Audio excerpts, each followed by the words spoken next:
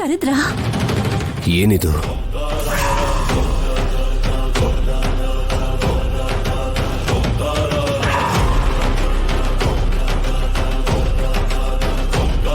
ನಿಮ್ ಮಕ್ಕಳಿಬ್ರು ಈ ಆಸ್ತಿ ಎಲ್ಲ ನಮ್ ಯಜಮಾನ್ರ ಹೆಸರು ಬರ್ಕೊಟ್ಟಿದ್ದಾರೆ.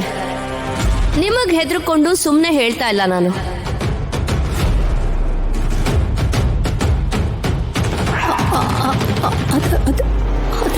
ಅದು ಆಸ್ತಿ ಪತ್ರಗಳು. ಗೊತ್ತು, ಆದ್ರೆ ಆಸ್ತಿ ನನ್ನ ಹೆಸರಲ್ಲಿ ಏನಕ್ಕಿದೆ?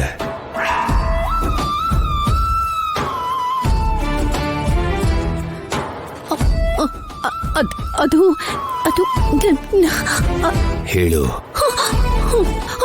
ಅದು ಅದು ನಮ್ ರಾಜಿ ಮತ್ತೆ ಆದ್ಯ ಇಬ್ರು ಆಸ್ತಿನ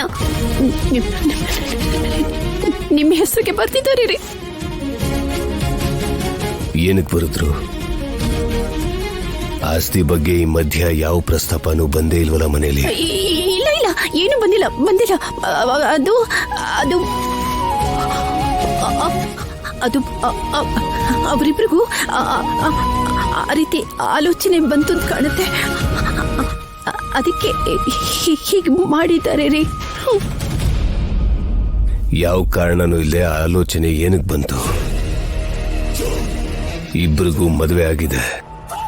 ರಾಜಲಕ್ಷ್ಮಿ ಹೆಸರಲ್ಲಿ ಆಸ್ತಿ ಇದ್ರೆ ಅದರ ಮೇಲೆ ರಾಜಲಕ್ಷ್ಮಿ ಗಂಡಂಗ್ ಹಕ್ಕಿರುತ್ತೆ. ಆದ್ಯನ ಆಸ್ತಿ ಮೇಲೆ ಹಕ್ಕು ಆದ್ಯನ್ ಗಂಡಂಗಿರುತ್ತೆ. ಅವರಿಬ್ರು ಗಂಡಂದ್ರಿಗೂ ಗೊತ್ತಿತ್ಕೊಂಡೇ ಈ ಕೆಲಸ ಮಾಡಿದಾರ?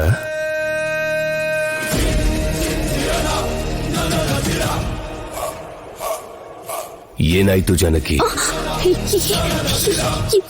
ಏನು ನಡೀಲಿಲ್ಲ ರೀ, ಏನು ನಡೀಲಿಲ್ಲ. ಏನೇನು ನಡೀಲಿಲ್ಲ.